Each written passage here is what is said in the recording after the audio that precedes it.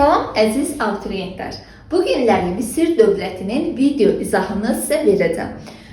Deməli, Misir dövləti Afrikanın şimal-şərqində yaranıb.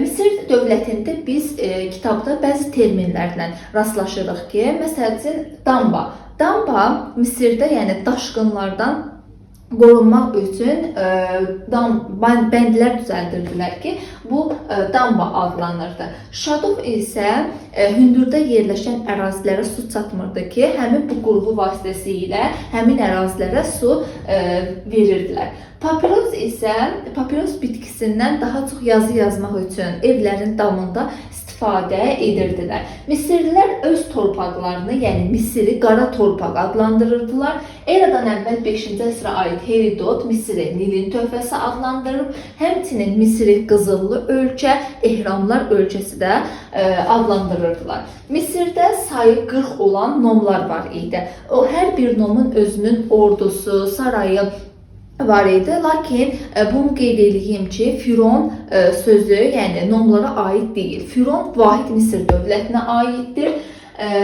Misrə Nubiyadan qızıl, Suriya Fələstindən mis, Babilistan, Finikiyadan isə ağac gətirilirdi. Bu 40 nom var idi ki, Misirdə bunlar arasında mübarizə gedirdi və nəticədə eradan əvvəl 4-cü minilliyin ikinci yarısında yuxarı Misir və aşağı Misir yaranır. Yuxarı Misir cənubda, aşağı Misir isə şimalda yerləşirdi. Bunlar da vahid Misir dövlətini yaratmaq uğrunda mübarizə aparırdılar və nəticədə eradan əvvəl 4-cü minilliyin sonunda vahid Misir dövlətini yaradırlar. Vahid Misir dövlətinin ilk paytaxtı Memfis, eradan əvvəl 2-ci minillikdən isə Fif şəhəri olub ki, Fif şəhərində 2-ci Ramzesin dövründə salınır. Firon hökmdar idi ki, həmçinin o baş komandan hesab olunurdu. Əsas dayağı ordu idi. Firon sözünün mənası böyük saray mənasını verirdi. Amonun, yəni baş tanrının havadarı, həmçinin onun hakimiyyətini ilahiləşdirərək Ra, yəni günəşin oğlu hesab olunurdu. Firon daha çox Çati vəzifəsinə övladlarını təyin edirdi. Çatində həyata keçirdiyi orada vəzifələr var idi ki, təsərrüfat, deməli, məhkəmə, dəftərxana və xəzinədir. Biz bunu necə yadda saxlayacaq? Tımıdıq, yəni təsərrüfat, məhkəmə, dəftərxana və xəzinə. Daha sonra Misirdə kahin dini işlərə baxırdı. Eradan əvvəl 2-ci minillik Misirdin ən qüdrətli dövrüdür.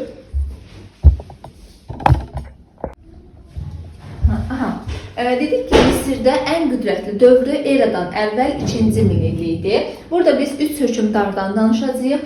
1-ci Tutmos Aralıq dənizinin şərqinə yürüşə başlayır. Suriya, Fələstin və Nubiyanın cənubunu tutur. Fərat çayına kimi gedir, çatır. Şimal sərhədlərini Fərat çayına kimi çatır 1-ci Tutmosun dövründə. 3-cü Tutmosun dövründə isə Suriya Fələstini yenidən Finikiyanı, deməli Misrə tabe edir və Ön Asiya 3-cü Tutmosun canişinlər tərəfindən idarə olunur. Digər Misirin deməli sonuncu ən qüdrətli hökmdarı 2-ci Ramzesdir ki, əvvəlcə o Afrikada üsyanlar yatırır, daha sonra Suriyanı ələ keçirmək uğrunda mübarizəyə başlayır ki, bu zamanda Het dövləti ilə mübarizə aparır. Het Misir mübarizəsi yerinə 2-ci minilliyi əhatə edir. Bu mübarizəyə tərəflərdən heç biri qalib gəlmir və nəticədə onlar arasında deməli Kadeş müqaviləsi imzalanır və eradan əvvəl 13-cü əsrə aiddir bu Kadeş müqaviləsi. Bu müqavilə ilk imzalanan beynəlxalq müqavilə hesab olunur. Bu müqaviləyə görə Suriyanın cənubu Misirdə, şimalı Hetlərdə qalır. Fələstin, Finikiyada Misirlərdə qalır. 2F və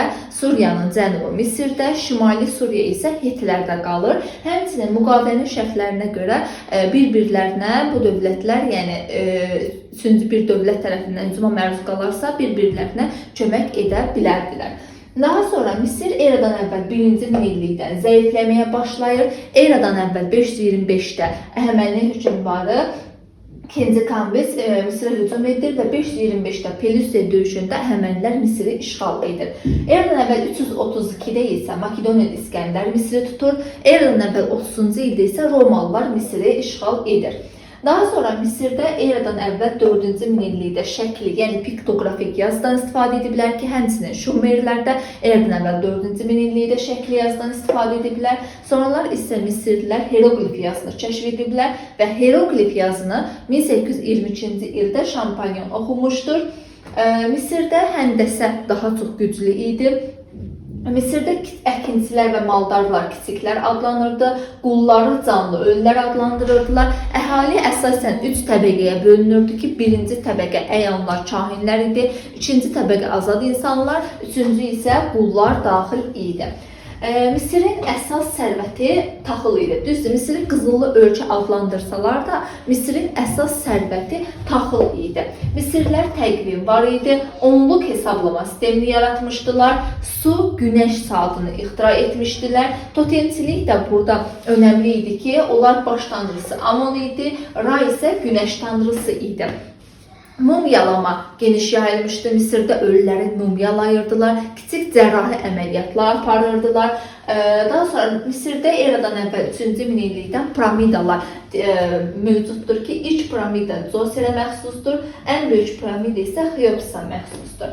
Daha sonra sərdabələr 1-ci Tutmosun dövründən başlayaraq artıq fironlar sərdabələrdə dəfn olunurdu. Ən zəngin sərdabə isə Tutanhamona məxsusdur. Daha sonra Misirdə Sfinks var idi ki, dəhşətlər atası adlandırırdılar. Yəni insan başlı aslan bədənli. Obelix isə yuxarıya doğru getdikcə piramida formasında idi. Yəni onlar elə hesab edirdilər ki, yəni Obelix vasitəsilə fironların ruhları digər dünyaya gedir. Belə, Misir dövləti haqqında olan əsas məqamları sizlərə qeyd etdim. Növbəti dərs izahımızda isə Şumer dövlətinin video izahını verəcəm.